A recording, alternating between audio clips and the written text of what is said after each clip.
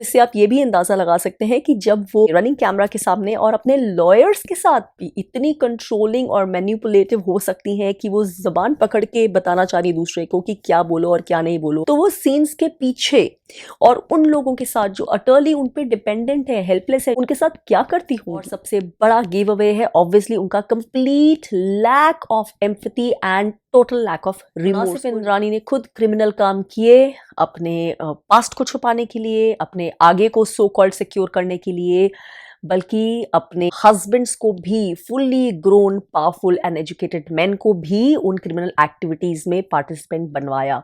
इससे पता चल सकता है कि उनका सो कॉल्ड चार्म एंड उनकी एबिलिटी टू कन्विंस पीपल, जो वो एक्शन उनसे चाहती है वही सही एक्शन है। कितना माइंड कंट्रोल करने की एबिलिटी उनके अंदर। इंद्रानी मुखर्जी की smile towards the end of the documentary जो उन्होंने कैमरा को दी है, उनकी कोल्ड आईज और ऑब्वियसली उनका जो हैप्पी बिहेवियर है, बड़ा कॉन्फिडेंट बिहेवियर है, जैसे कि वो होली पार्टी करने के बाद कहीं से वापस आ रही हूँ वो वाइट ड्रेस में, जब वो प्रिजन से बाहर आ रही हैं, वो इम्पॉसिबल टू बिलीव है कि एक नॉर्मल इंसान का एक्सप्रेशन हो सकता है उस सबसे गुजरने के बाद जिस सबसे वो गुजरी। इसमें तो खैर इंद्रानी आई डोंट नो वो इतनी स्मार्ट होकर एक्सपेक्ट भी कैसे करें कि लोग उनको इतना सा भी बिलीव करेंगे। Hi and welcome back once again to my channel. आज मैं करूंगी एक quick case study on none other than the very very notorious Indrani Mukherjee, जिनकी डॉक्यूमेंट्री नेटफ्लिक्स पर बेरिड ट्रूथ ऑलरेडी बाहर आ चुकी है एंड आई एम श्योर आप में से लगभग सभी ने आउट ऑफ इंटेंस क्यूरियोसिटी उसे देख ही लिया होगा, क्योंकि ये अपने समय में काफ़ी बड़ी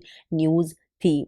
सीबीआई ने काफ़ी कोशिश की थी इस डॉक्यूमेंट्री के रिलीज़ को रोकने के लिए, लेकिन ऐसा लगता है कि उसके रिलीज़ होने से जो केस की प्रोसेस थी, जो जस्टिस की प्रोसेस थी, उस पर ज़्यादा फ़र्क नहीं पड़ा होगा, क्योंकि डॉक्यूमेंट्री ने कुछ भी वर्डिक्ट अपनी तरफ से देने की कोशिश नहीं की है डायरेक्टली। उन्होंने इंद्रानी मुखर्जी के और बाकी जो भी विलिंग पार्टिसिपेंट्स हैं उनके डायरेक्ट इंटरव्यूज़ भी क्लियरली प्रेजेंट किए हैं, लेकिन सब कुछ देखने के बाद अपना वर्डिक्ट जो है व्यूअर्स पर ही छोड़ा है। और मुझे लगता है शायद ही कोई व्यूअर्स होंगे जो सब कुछ देखने के बाद और इंद्रानी की जो ट्रू पोर्ट्रेयल डॉक्यूमेंट्री में दिखा है उसके सब कुछ जानने के बाद, उनके बच्चों की स्टोरीज जानने के बाद, उनके आसपास वालों की स्टोरीज जानने के बाद इस चीज़ में कोई डाउट रखेंगे कि she is what appears to be sociopathic और साइकोपैथिक नार्सिसिस्ट। अगर आपने मेरे अब तक इतने सारे वीडियोस देखे हैं on different kinds of narcissism, तो आपको काफ़ी हद तक ऑलरेडी आइडिया होगा कि ऐसा मैं क्यों फील करती हूँ इंद्रानी मुखर्जी के बारे में।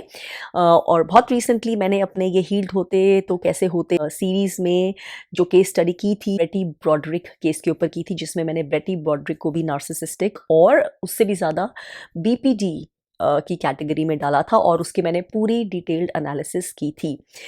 तो यहाँ पर इंद्रानी मुखर्जी को बीपीडी की कैटेगरी में नहीं डाला जा सकता। She is out and out a psychopathic और अ सोशियोपैथिक नार्सिसिस्ट। वो डिपेंड होता है कि उनका एक्चुअली अपब्रिंगिंग कैसी थी, उनका बचपन का एक्सपीरियंस कैसा था, वो डिटर्मिन करेगा कि वो सोशियोपैथिक कैटेगरी में आती है या साइकोपैथिक कैटेगरी में आती है। एनीवे हमारी इस केस स्टडी के लिए ये ज़्यादा मैटर नहीं करता है, क्योंकि उनके ट्रेट्स लगभग बहुत सारी चीज़ों में सिमिलर ही होते हैं।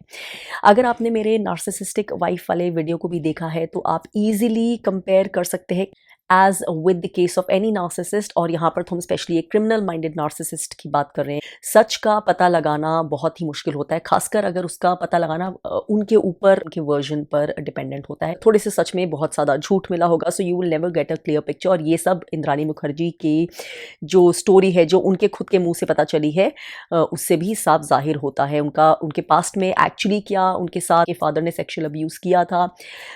ये जो उनके क्लेम्स हैं पूरी तरह से इसकी पुष्टि नहीं हो पाई है। अगर ये सेक्सुअल अब्यूज़ हुआ भी था, जो उनका कहना है कि इस सेक्सुअल अब्यूज़ के कारण ही उनके शीना बोरा पैदा हुई थी, तो और भी ज़्यादा अजीब सी बात ये है कि वो उन्हीं फादर के साथ अपने बेटी को छोड़ गई और अपने बेटे को छोड़ गई। कैसे कोई भी मदर ये कर सकती है? तो सबसे पहले तो यही अनक्लियर है। ना जस्ट उन्हें छोड़ गई वहाँ पे, ऐसा नहीं है कि कुछ डिफ़िकल्टी थी, कुछ डेस्परेट स्टेट थी और कोई चारा नहीं था और थोड़े टाइम के लिए छोड़ दी। वो उनको उनके बच्चों के बड़े होने तक वहाँ छोड़ दी, बिल्कुल बिना किसी चिंता के बिल्कुल उनसे किसी तरह कॉन्टैक्ट रखे। उनके बच्चों ने ही बाद में उनके साथ कॉन्टैक्ट एस्टैब्लिश किया और इंद्रानी कोई अनपढ़ बेबस लेडी नहीं थी टिपिकल, जैसे कि डॉक्यूमेंट्री ने ऑब्वियसली क्लियर कर दिया है। She is a very smart woman. उनको अपना रास्ता निकालना दुनिया में अच्छे से आता था, किस तरह से लोगों से काम चलाना है, किस तरह से अपने आप को अपग्रेड करवाना है, किस तरह से अपनी लाइफ बिल्ड करनी है। तो उनके लिए ज़्यादा मुश्किल नहीं होना चाहिए था। इवन इफ उनको छोटी सी जगह मिल जाती रेंट पे, कहीं वो काम कर रही थी या कुछ भी, अपने बच्चों को साथ रखना, अपनी सिक्योरिटी में रखना उनके लिए कोई इतना मुश्किल, कोई आउट ऑफ द वे काम नहीं था। तो ऑब्वियसली ये सारी चीज़ें उनके क्लेम्स को जो उन्होंने डॉक्यूमेंट्री में दिखाने की कोशिश की कि मैं परफेक्ट मदर नहीं थी लेकिन I try to be my best, वो वाले क्लेम्स को बिल्कुल रिजेक्ट किया है। तो ये क्लियरली शो करता है a person who is completely devoid of any natural emotional feelings, human feelings, specially as a mother. और अगर उनके फादर ने ऐसा किया भी था तो उनकी मदर के साथ उनका कोई क्या रिलेशन नहीं था, क्या उन्होंने ये ज़रूरी नहीं समझा अपने बच्चों के बारे में पता करना, अपनी मदर के बारे में पता करना, उनके साथ कम्युनिकेशन रखना, या जैसे ही उनकी स्थिति जो भी सो कॉल्ड उनके हिसाब से सही हुई, अपने बच्चों को अपने साथ जल्दी से जल्दी ले जाना। She was completely indifferent. उन्होंने जैसे कि अपनी रिस्पॉन्सिबिलिटी पूरी अपने पेरेंट्स के ऊपर फेंकी, वहीं उसी घर में छोड़ी जहाँ पे उनके साथ उनके अकॉर्डिंग इतना ज़्यादा ट्रॉमा हुआ था। She started on a new life of her own. तो इससे हम ऑलरेडी कैरेक्टर का, ट्रूथ का बहुत ज़्यादा अंदाज़ा लगा सकते हैं। जैसे कि मैं अपने वीडियोस में बता ही चुकी हूँ कि narcissistic women just like narcissistic main अपने रिलेटिव्स को, अपने पेरेंट्स को, अपने सिबलिंग्स को, अपने स्पाउसेस को और अपने बच्चों को भी ऑलमोस्ट सिर्फ पॉन्स की तरह ही यूज़ करते हैं। एंड जब हम एक साइकोपैथिक कैरेक्टर वाले नार्सिसिस्ट की बात कर रहे हैं जो कि रेयर होते हैं, तो ऑब्वियसली ये इल ट्रीटमेंट, ये लैक ऑफ कंसर्न, ये एब्सोल्यूट कोल्ड इंडिफरेंस और भी काफ़ी गुना बढ़ जाता है, which is evident in the case of Indrani. बहुत जल्दी जल्दी सीन करता है कि उन्होंने एक के बाद एक शादियाँ कर ली। नार्सिसिस्टिक वाइफ की वीडियो में मैंने बताया था कि these women have a lot of charm. Main को अपनी तरफ अट्रैक्ट कैसे करना है, इंक्लूडिंग सेक्सुअली अट्रैक्ट कैसे करना है और उनको अपने जाल में कैसे रखना है, ये उनको अच्छी तरह से आते हैं। ये these are tricks which they depend on every day in their life और उनको बिना किसी गिल्ट, बिना किसी अपॉलॉजी के वो यूज़ करते हैं। इंद्रानी मुखर्जी ने भी ऐसा ही किया लगता है। तभी one after the other and she ended up marrying 3 main. ध्यान रखने की बात यह है कि जो सबसे पहले आदमी से उन्होंने शादी की, सिद्धार्थ दास, वो एक्चुअली कुछ पावरफुल या रिच नहीं थे। तो बहुत लाइकली है कि इंद्रानी के लिए उस समय वो सीढ़ी बहुत ज़रूरी थी, जो भी सीढ़ी उन्हें मिल सकती थी, क्योंकि उन्हें एटलीस्ट अपने घर से बाहर निकलना था। उन्हें एटलीस्ट एक जगह चाहिए थी, जैसी उनकी सिचुएशन उस समय थी उसमें। अब वो जो उनके सबसे पहले 2 बच्चे हैं थे, शीना बोरा और मिकाइल बोरा, वो सिद्धार्थ दास के साथ थे, ऐसा ज़्यादातर माना जाता है। लेकिन इंद्रानी के हिसाब से ये जो है उनकी बेटी was because of a sexual exploitation bye her father. तो अब इसमें क्या ट्रूथ है एक्चुअली, ये पूरी तरह से क्लियर नहीं है अभी भी। तो एनीवे हम अज्यूम करते हैं कि दोनों बच्चे सिद्धार्थ दास के ही थे। एनीवे जो भी है, उनका सिद्धार्थ दास में इंटरेस्ट सिर्फ एक लिमिटेड टाइम के लिए ही था, अपना एक पर्पस पूरा करने के लिए। She moved on very quickly to Kolkata. Ambitious तो वो थी ही, उन्हें लाइफ में आगे बढ़ना था at any stage. Like she says I had fire in my belly. अब फायर इन माई बेली होने में कोई गलती नहीं है आपको आगे ले जाने के लिए, जो भी आपको लगता है आप यहाँ पे करने आए हैं with the purpose and passion. लेकिन जब वो फायर इन द बेली एक नार्सिसिस्ट और एक साइकोपैथिक के अंदर हो, तो वो उससे बहुत कुछ करवाती है जिससे बाकी लोगों के लिए एक्चुअली फायर लग जाती है लाइफ में। इंद्रानी ने भी ऐसा किया। बहुत जल्दी उन्हें because of charming personality and her gift of the gap से संजीव खन्ना मिल गए, उनके नेक्स्ट वुड बी हस्बैंड। और बहुत ही जल्दी उन्होंने संजीव के साथ शादी कर ली। Within few years she had her daughter Vidhi. और उसके बाद शी मेट पीटर मुखर्जी और उन्होंने संजीव को डाइवोर्स देके पीटर मुखर्जी, जो कि उनसे एज में 15-16 साल बड़े थे, उनसे शादी कर ली। And again in a very quick time span. तो ऑब्वियस है कि उन्हें जो है पार्टनर्स या फिर हस्बैंड्स बदलने में according to convenience and according to their position, their power and prestige ज़्यादा ट्रबल कभी महसूस नहीं होती थी। She was in it for the game. इस तरह के पर्सनैलिटी डिसऑर्डर वाली विमेन की तरह इंद्रानी को भी बहुत ज़्यादा excessive power, prestige, money, fame, इन सभी का शौक था और वो भी उनकी डॉक्यूमेंट्री से क्लियर होता है। जब जब जहाँ जहाँ उन्हें लगा कि कोई आदमी ऐसा है जो उनकी ये एम्बिशन को, ये नीड को पूरा करवाने का ब्रिज बन सकता है, तो उन्होंने देर नहीं लगाई उस इंसान के साथ अपना रिलेशनशिप सील करने में, at least for the time being.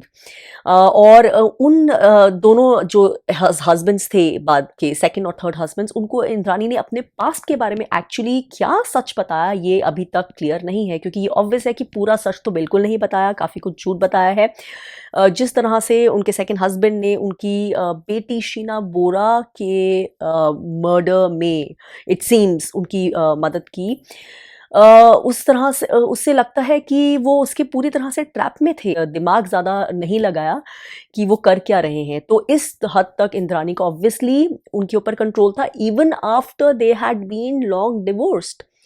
तो ये क्लियर करता है कि इंद्राणी को अपने विक्टिम्स को ट्रैप करना अच्छे से, और उनको माइंड कंट्रोल करना, उनको गैसलाइट करना और उनको अपने हिसाब से कन्विंस करना अच्छे से आता था। यही बहुत ऑब्वियस था उनके पीटर के साथ रिलेशनशिप में भी, जब राहुल जो कि पीटर के बेटे थे बार बार कॉल्स कर रहे थे और अपने पेरेंट्स से ऑलमोस्ट डेस्परेट हो रहे थे कि वो अपनी बेटी को, शीना को ढूंढ क्यों नहीं रहे हैं, जो उनकी राहुल की गर्लफ्रेंड भी थी।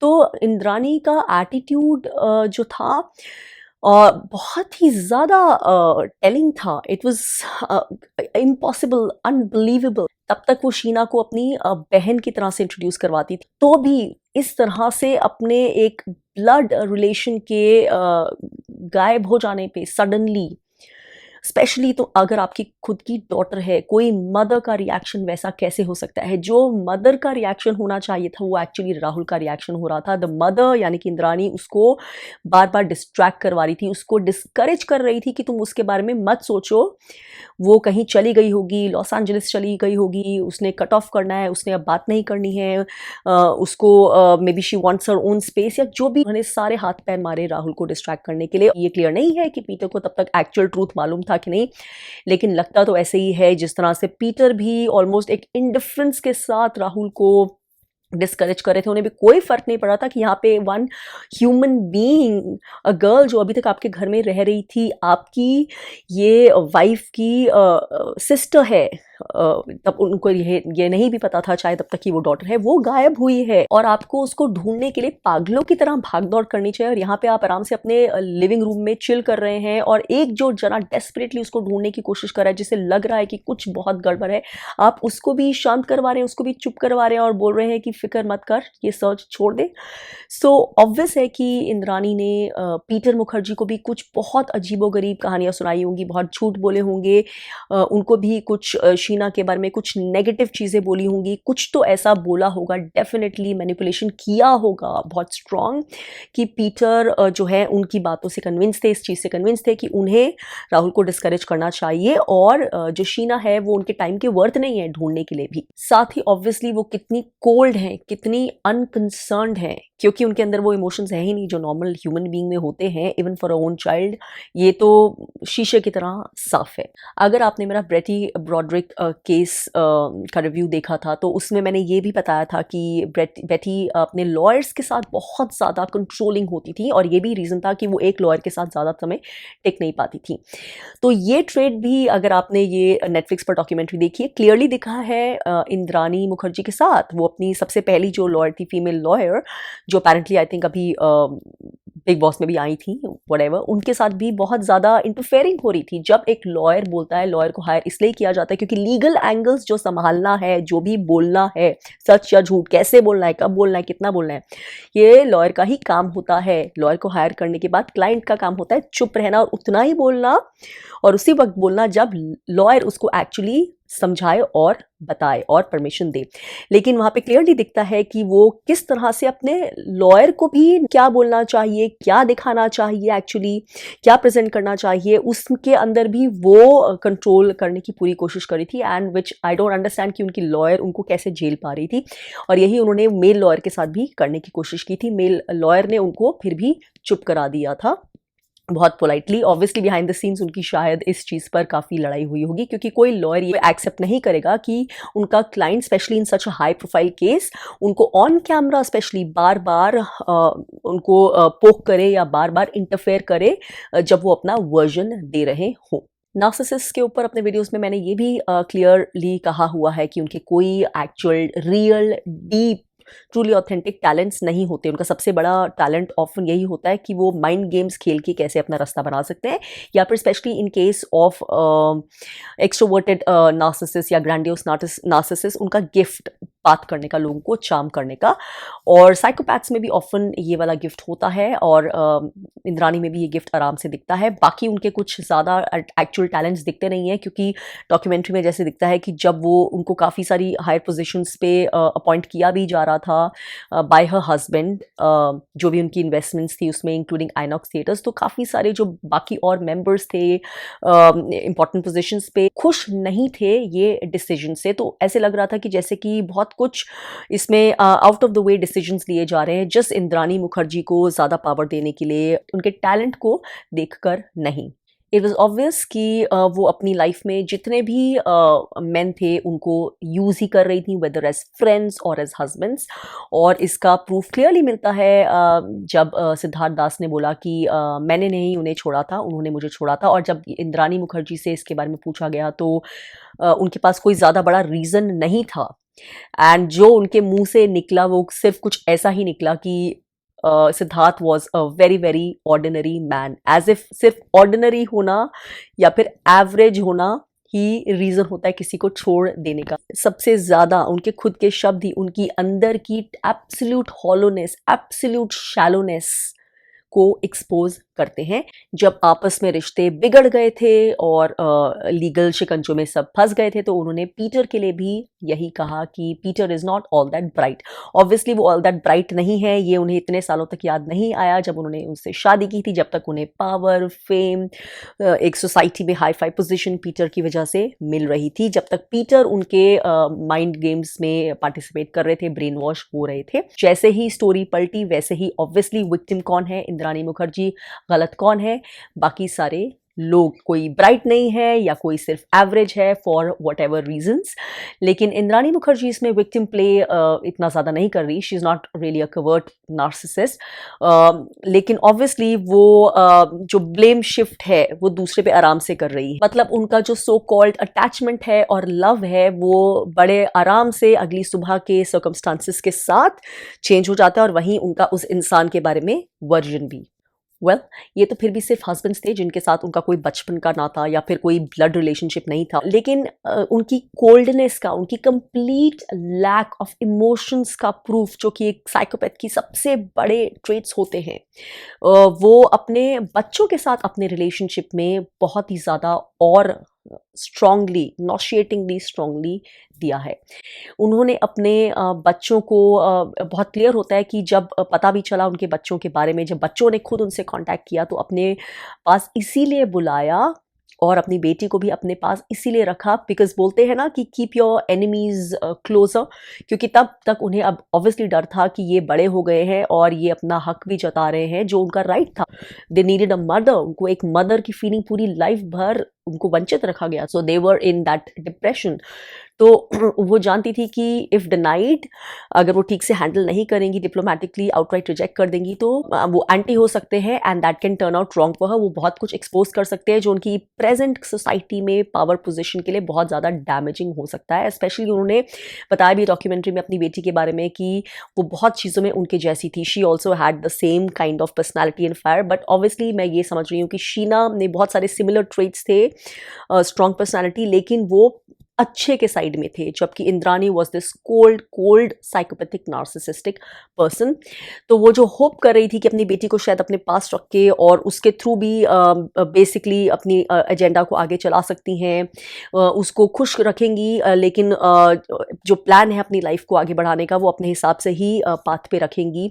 लेकिन नेचर हैड अदर प्लान्स और ऐसा नहीं हुआ, क्योंकि as we all know Sheena fell in love with Rahul, और वो इंद्रानी के लिए सबसे ज़्यादा डेंजरस और थ्रेटनिंग सिचुएशन हो गई। क्योंकि मुझे जो लगता है कि जब अगर उनको था कि अगर इनकी शादी हो गई तो ऑब्वियसली उनकी डॉटर का बहुत लीगल क्लेम हो जाएगा in the Mukherjee household और including on the Mukherjee property. वो एक बहुत ज़्यादा स्ट्रॉन्ग पोजीशन में हो जाएगी और इंद्रानी के का उसके बाद कोई होल्ड नहीं रहेगा, कोई पावर नहीं रहेगी उनको अपने हिसाब से जब निकालना हो निकाल देने की। एंड दूसरी चीज़ और भी ज़्यादा इंपॉर्टेंट कि उसके बाद जो शीना है उसकी काफ़ी सारी पावर हो जाएगी मे बी, अगर वो इंद्रानी के ट्रूथ एक्सपोज करना चाहें, उनकी असलियत बताना चाहें कि वो सबसे पहले तो उनकी मदर हैं, उनकी सिस्टर नहीं है।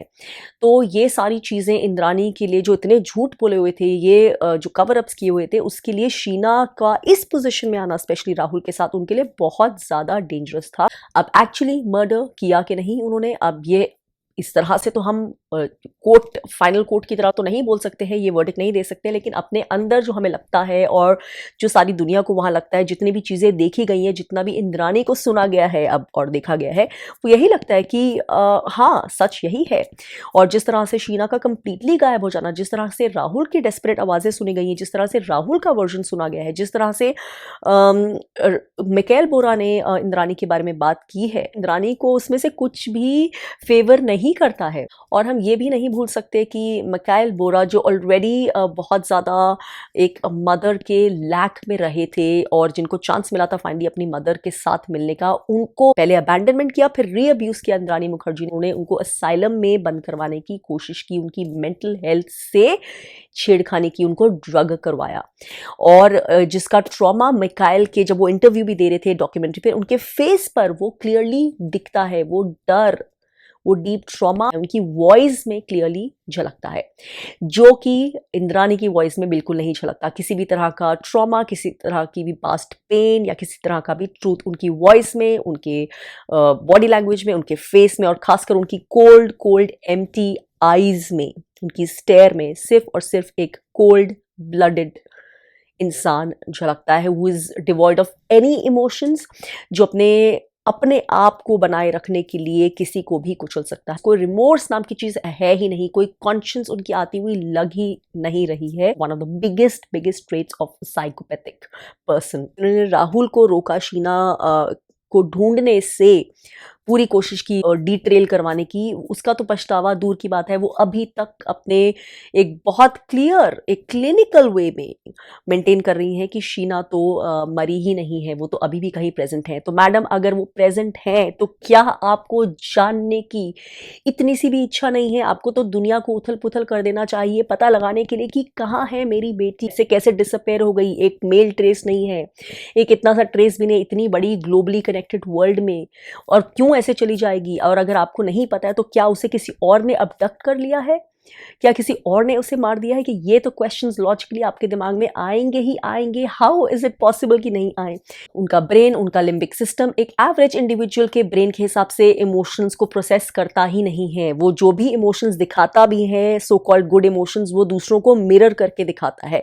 उन्होंने सिर्फ क्लिनिकली सीखा होता है कि ये इमोशंस दिखाना इस टाइम पे पर्याप्त माना जाता है, ठीक माना जाता है, अच्छा माना जाता है, और इंद्रानी भी वही करती नजर आती है। ये बहुत क्लियर होता है काफी सारे सीन्स में, जब उनकी स्माइल फेक होती है, जब उनके इमोशंस ट्रू इमोशंस नहीं लग रहे होते, वो कुछ सिर्फ पेश करने की कोशिश कर रही होती है लेकिन वो उसकी सोल में से नहीं आ रहा होता। जैसे कि जब वो अपने बच्चों की के साथ रिलेशनशिप एस्टैब्लिश करने की कोशिश कर रही होती है ऑन कैमरा कि देखो ये मेरे बच्चे थे, ये मेरे साथ यहाँ है, यहाँ ये हॉलीडेज पे गए हैं। उनको कोई कंसर्न नहीं है कि उन्होंने पूरे चाइल्डहुड में अपने इस बच्चों के साथ प्रेजेंट नहीं थी, उनका चाइल्डहुड रॉब कर लिया और बड़े होने के बाद भी उनके साथ जो जो किया, वो सिर्फ एक एम्प्टी फोटोग्राफ्स के प्रूफ पेश कर रही है कि बच्चे इन फोटोज में कहीं कहीं जगहों पे घूम रहे हैं, स्पॉन्सर्ड बाय हर। वो इनफ प्रूफ है इंद्रानी को सब कुछ माफ करने के लिए, और जैसे यही प्रूफ है कि उन्होंने सब कुछ भरपाई करने की कोशिश की।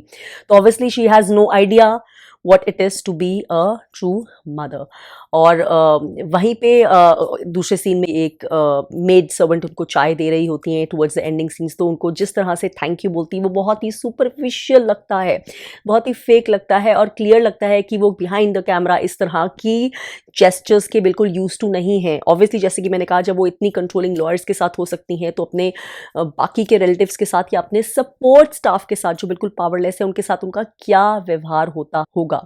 वेल आई होप उनके माइंड कंट्रोल के दिन अब खत्म हो रहे हैं और कोई इस तरह से बेचारा उनके माइंड गेम्स में बिल्कुल नहीं फंसे। एटलीस्ट ये तो क्लियर है कि जो ऑडियंस है वो उनके माइंड गेम्स में अब नहीं आ रही है। और जिस डॉक्यूमेंट्री से शायद उन्हें सोचा होगा कि कुछ उनका वर्जन पेश होगा, शायद उनका कुछ एंगल सामने आएगा और लोग शायद उनकी बात में यकीन करेंगे, ऐसा कुछ भी होता हुआ नज़र नहीं आ रहा है। वहीं मैं ये भी बात जाते जाते करना चाहती हूँ क्विकली कि जहाँ पर मैं उनके बच्चों को सपोर्ट करती हूँ, शीना को और मिखाइल को, इस केस में मैं मिखाइल की ज़्यादा बात कर रही हूँ ऑब्वियसली, बिकॉज शीना तो शी लेफ्ट टू अर्ली।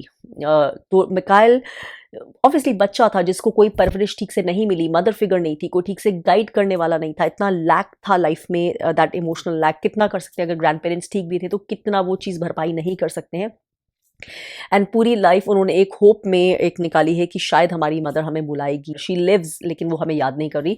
तो पूरी उनकी वो स्ट्रगल रही होगी। फिर जब मदर से मिलना और जानना कि मदर ना सिर्फ है बल्कि बहुत अच्छे हाल में है और उनसे दोबारा रिकनेक्शन हो सकता है, जो नहीं था उस सब को वापस ला सकते हैं, अब सब ठीक कर सकते हैं, तो वो एक बच्चे के लिए बहुत बड़ी होप होती है। इसके ज़्यादा वो इंसान का, बच्चे का दिमाग नहीं चलता है, स्पेशली जिसने इतना ट्रॉमा झेला है, because this is an abuse by a parent. कि निग्लेक्ट भी पूरे form of full fledged abuse होती है और वो उसके दिमाग में ये कहीं आएगा भी नहीं कि मदर उसको बुला रही है, अब उसके साथ गलत करना चाहेगी, अब भी वो कुछ और माइंड गेम्स कर रही है, अब भी जो दिखा रही है वो नहीं है और उसको एक्चुअली नुकसान पहुंचाने की कोशिश कर रही है। तो ये बच्चा ये सोच भी नहीं सकता है। ऑब्वियसली वो उसके साथ कभी पहले रहे नहीं थे, तो यहाँ तक मैं उनको एक्सक्यूज कर दूंगी, काफ़ी हद तक एक्सक्यूज कर दूंगी। लेकिन उसके बाद जो काफ़ी चीज़ें पता चली मिकाइल की कि उनकी मेंटल हेल्थ के साथ जो भी इंद्रानी ने किया था, जब वो वहाँ पे छूटे थे, उन्होंने अपने आप को छुड़ाया था आफ्टर बीइंग ड्रग्ड, जो उन्होंने इतना लंबा वो इतना अब्यूजिव पीरियड निकाला था, उसके बाद भी वो फिर से तैयार थे इंद्रानी की बातें मानने के लिए, इंद्रानी से मिलने आने के लिए उनके घर में। क्या उन्हें फिर डर नहीं आया? क्या उन्होंने ये नहीं सोचा कि अब जिंदगी भर शाये मर जाए लेकिन उसके पास दोबारा नहीं जाएंगे, because he knows the truth. And इसीलिए उन्होंने अपनी, जब बहन भी गायब हुई तो उन्होंने कुछ ज़्यादा प्रोटेस्ट नहीं किया, ज़्यादा बोला नहीं, इसे ढूंढने की कोशिश नहीं की। तो ये सारी चीज़ें बहुत शॉकिंग है और ये सारी चीज़ें मिकाइल उनको फेवर नहीं करती हैं, क्योंकि तब तक बहुत लंबा पीरियड हो चुका था और अपनी मदर की असलियत वो खुद जान चुके थे, खुद झेल चुके थे, उनका क्रिमिनल माइंडसेट, उनकी मेंटालिटी वो देख चुके थे। तो उसके बाद फिर भी वो क्यों मदर के पास आ रहे थे? तो मैं यहाँ पे बेसिक ह्यूमन फीलिंग बोलूँगी कि जब इंसान ऑथेंटिक नहीं होता है, ट्रॉमा में तो होता है लेकिन ऑथेंटिक नहीं होता, क्योंकि need for quick need for someone to take care of you, कि अब पता है कि मदर पावरफुल है, बहुत पैसे वाली है और वो तुम्हारी लाइफ में बहुत कुछ कर सकती है। जैसे उन्होंने अपने जब व्हीकल खरीदा था, कोई एसयूवी, जो डॉक्यूमेंट्री में, तो उन्होंने बोला था ये मेरा बहुत पुराना शौक था, तो मदर ने खरीदवाया था। तो वुड यू रियली वांट इस तरह की मदर आपको कुछ भी खरीद के दे, एक पेंसिल भी खरीद के दे, जब आपको पता हो गया है कि वो किस तरह की है? आपको शायद इस तरह का अब्यूज कर रही थी कि आप अभी शायद नहीं निकलते और जल्दी तो मर भी जाते। उसके बाद भी आप वो रिलेशनशिप उतना एक्स्टैब्लिश भी करने दे रहे हैं कि आप फिर उनसे किसी भी तरह की एक्सपेक्टेशन रख रहे हैं। यू आर ओके कि वो आपको कार खरीद के दे रही है, यू आर ओके कि वो आपके कहीं और कुछ और चीज़ें फंड कर रही है बड़ी बड़ी, और आप क्या ये भी नहीं समझ रहे कि वो ऐसा क्यों कर रही है? सिर्फ आपकी चुप्पी खरीदने के लिए, सिर्फ और सिर्फ आपको और थोड़ा सा बाय करने के लिए, सिर्फ और सिर्फ क्योंकि उसको पता है कि वो आपको अभी पूरी तरह से उठा के फेंक नहीं सकती है, और सिर्फ थोड़ा सा टाइम अपने लिए बाय करने के लिए। तो क्या आपको समझ नहीं आ रहा है कि उसको आपकी वैल्यू नहीं है? She is not the mother you thought she would be, she is a criminal evil human being. तो आप क्यों उसके थ्रू अपने लिए भी कुछ गेन्स करवाना चाह रहे हैं? द मोमेंट आप ये करवा रहे हैं, तब उस मोमेंट से जब आप ये नोइंगली भी करवा रहे हैं और अपने आप को झूठ बोल रहे हैं, अपने अंदर ही आंखें बंद कर रहे हैं सच से, उस मोमेंट से आप भी उसमें खेल में पार्टिसिपेंट कहीं ना कहीं हो जाते हैं। उस समय आप पूरा ऑथेंटिसिटी से क्लेम नहीं कर सकते कि आपके साथ सिर्फ गलत हुआ, क्योंकि जानने के बाद भी आपने फिर उसमें पार्टिसिपेशन किया, क्योंकि आप ऑथेंटिक नहीं थे, क्योंकि कहीं ना कहीं आपके अंदर भी ग्रीड था और आपकी वो पूरी करने की इच्छा ने आपका बिहेवियर और आपके मोटिवेशंस को और आपके इंटरेक्शंस को उस इंसान के साथ इन्फ्लुएंस किया। वहीं विधि के बारे में मैं कुछ ज़्यादा नहीं कह सकती, ऑब्वियसली वो भी बहुत ट्रॉमेटाइज्ड है, जो क्लियरली दिखता ही है डॉक्यूमेंट्री में। She is trying to heal herself. बहुत सारी चीज़ें उन्होंने ही डॉक्यूमेंट्री में रिवील की इंद्रानी के बारे में, लेकिन एट द सेम टाइम वो कभी अपनी मदर के अगेंस्ट भी बोल रही होती हैं, कभी अपने मदर के एंड में फेवर में बोलने लग जाती है, तो कुछ समझ नहीं आता है। ऑब्वियसली वो भी पूरी क्लैरिटी की स्टेट में है ही नहीं, और ऑब्वियसली इंद्रानी ने उनका भी बहुत ब्रेन वॉश किया, and in the end finally उनके पास वो भी जानती है कौन। अब उनके पास कोई भी और नहीं है इन टर्म्स ऑफ खुद का है जो उनका ब्लड रिलेशन है, एक्सेप्ट फॉर जो भी मदर के नाम में है, और ये बात इंद्रानी भी जानती है। ये सब उनके लिए एक ड्रामे की तरह है, एक खेल की तरह है, एंड एज लॉन्ग एज वो इसमें से आराम से फिर से निकल सकती हैं, लीगली अपनी जो है इनोसेंस विन कर सकती हैं, प्रूव कर सकती हैं, उसके बाद लोग क्या बिलीव करते हैं क्या नहीं, उससे उनको कुछ अधेले का फ़र्क नहीं पड़ता है। एज लॉन्ग एज वो अपनी लाइफ जो भी जितना भी बचा अपने लॉसेस कट करके जितना मैक्सिमम समेट कर वापस फिर से बना सकती हैं, वो नेक्स्ट पॉइंट फिर पकड़ ही लेंगी। इस बात का कॉन्फिडेंस उन्हें भी खुद होगा। वैसे भी इस शादी से के एंडिंग से उनको काफ़ी कुछ गेन्स ही गेन्स हुए होंगे, पिछली शादी से भी हुए होंगे। तो वेल ऐसे ही होते हैं साइकोपैथिक माइंडेड क्रिमिनल्स, चाहे वो बाहर से कितने भी सोफिस्टिकेटेड दिखते हों, कितने भी स्मूथ दिखते हों, कितने भी चार्मिंग दिखते हों। No regrets, no repentance, no emotions, no guilt. और अगर कहानी में अभी भी थोड़ी सी भी गुंजाइश बाकी है कि वो उनके फेवर में टर्न कर सकती है, तो उनके लिए कहानी अभी ख़त्म नहीं हुई है।